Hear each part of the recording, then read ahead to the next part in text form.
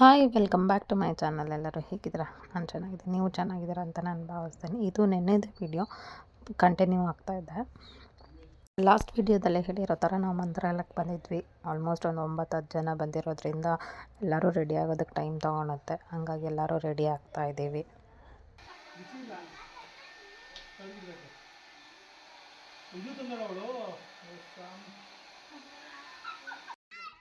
ಬಾಯ್.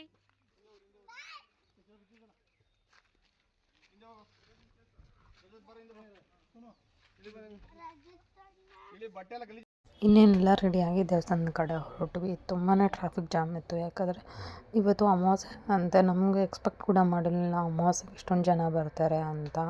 ತುಂಬಾ ಕ್ರೌಡ್ ಇತ್ತು. ಇವಾಗ ನೋಡಿ, ನಾವು ಹೋಗ್ತಾ ಇರುವಾಗ ಒಂದು ಸ್ವಲ್ಪ ಜನ ಕಾಣಿಸ್ತಿದ್ದಾರೆ. ಆದರೆ ನಾವು ರಿಟರ್ನ್ ಬರುವಾಗ ಆಲ್ಮೋಸ್ಟ್ ಕಾಲಿಡೋಕ್ಕೆ ಜಾಗ ಇರ್ತಾಯಿರಲಿಲ್ಲ, ಅಷ್ಟೊಂದು ಜನ ಇದ್ದರು. ತುಂಬ ಚೆನ್ನಾಗಿದೆ. ನಾವು ಮೇ ಬಿ ದರ್ಶನ 1-2 ಅವರ್ ತೊಗೊಳತ್ತೆ ಅಂದ್ಕೊಂಡ್ವಿ. ಅದೇನೋ ನಮಗೆ ಗೊತ್ತಿಲ್ಲ, ನಮ್ಮ ಅದೃಷ್ಟನೇನೋ ಹೋಗಿ 10 ನಿಮಿಷದಲ್ಲಿ ನಮಗೆ ದರ್ಶನ ಆಗೋಯಿತು.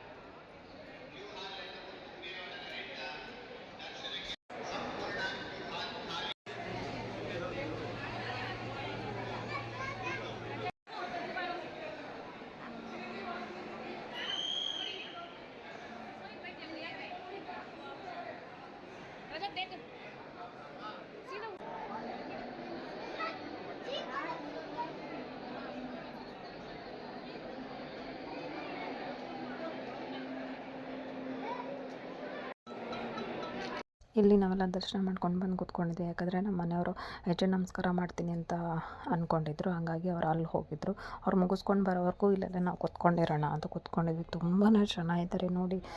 ನಮ್ಗೆ ಎಲ್ಲಿ ನೋಡಿದ್ರು ಬರೀ ಜನನೇ ಕಾಣಿಸ್ತಾ ಇದ್ದಾರೆ, ಅಷ್ಟು ಜನ ಇದ್ದರು.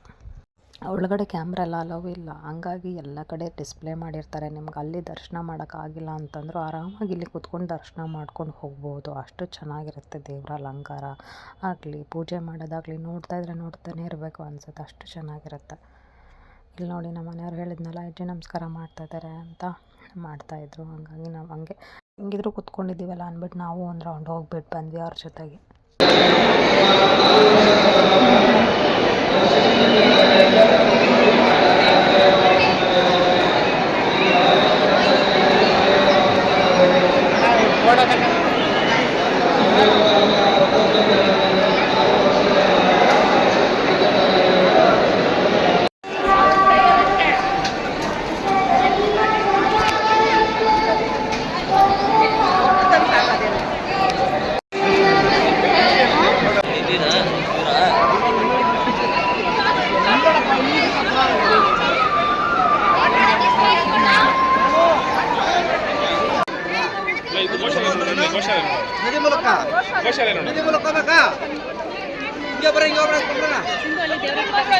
ನೋಡ್ರಿ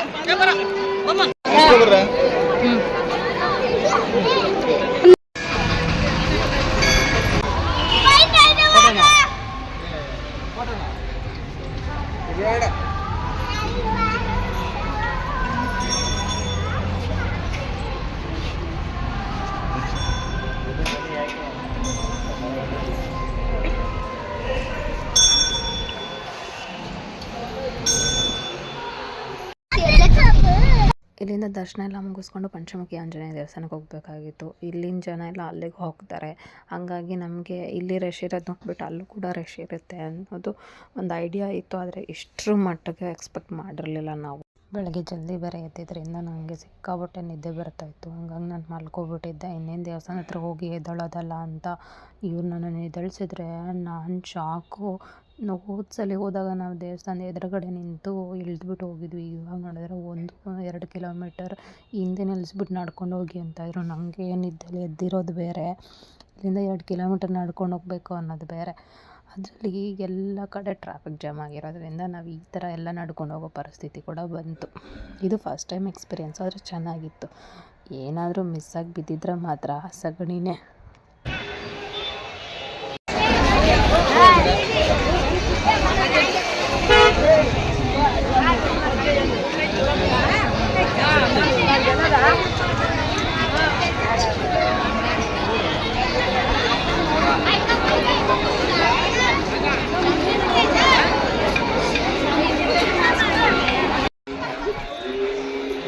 ಅಷ್ಟೊಂದೆಲ್ಲ ಕಷ್ಟಪಟ್ಟು ಬಂದ್ವಿ. ಆದರೆ ದೇವ್ರ ದರ್ಶನ ಮಾಡೋಕ್ಕಾಗಿಲ್ಲ, ಯಾಕಂದರೆ ತುಂಬ ರಶ್ ಇತ್ತು. ನಾವೇನಾದರೂ ಕ್ಯೂವಲ್ಲಿ ನಿಂತ್ಕೊಂಡ್ರೆ ಮಿನಿಮಮ್ ಒಂದು 3 ಅವರ್ ಆದರೂ ಬೇಕಾಗಿತ್ತು ಹೊರಗಡೆ ಬರೋದಕ್ಕೆ.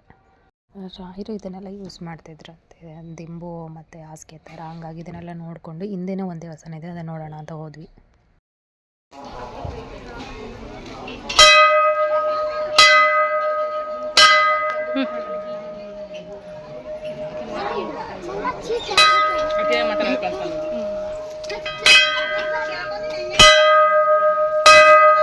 ಲಕ್ಷ್ಮೀ ಟೆಂಪಲ್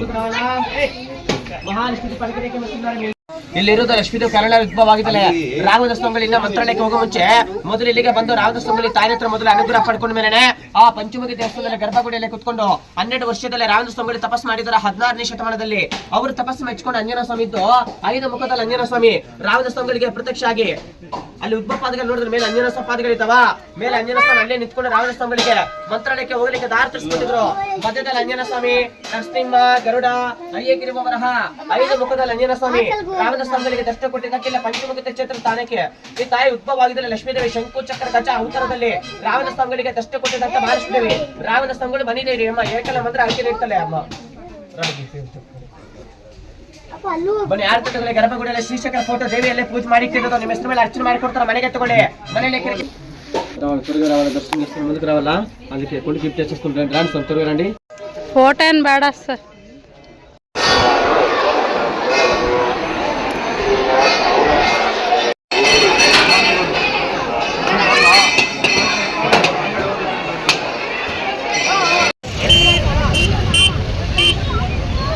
ಮೂರು ಕಿಲೋಮೀಟರ್ ನಡೆಸಿದ್ದೀರಾ, ನಿಮ್ಗೆ ಒಳ್ಳೇದಾಗತ್ತ.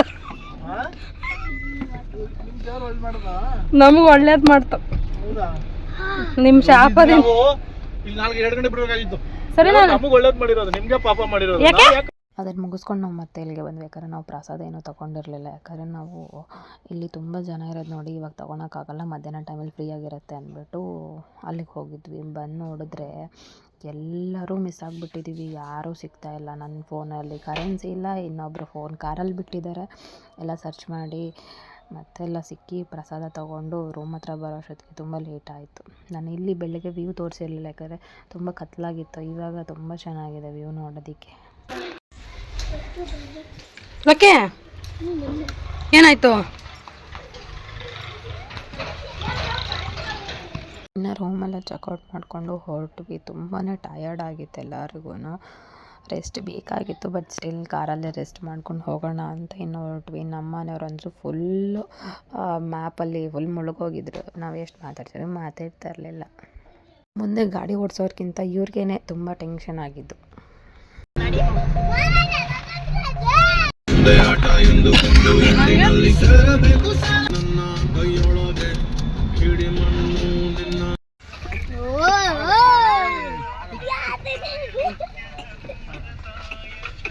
ಎಷ್ಟೈತೆ? Oh my God! 100 ಅದಕ್ಕಿಂತ ಜಾಸ್ತಿ ಇದೆ. 1000 infinity 1 lakh crore 1 million lakhs crore. ಯಾರು ಎತ್ಕೊಂಡು ಏನೋ ಮಾಡ್ತೀಯಾ?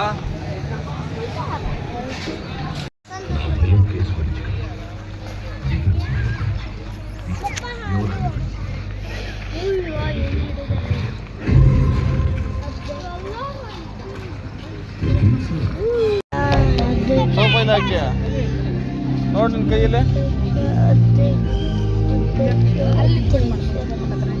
ಟಿವಿಯೆಲ್ಲ ಕಾಣಿಸುತ್ತೆ.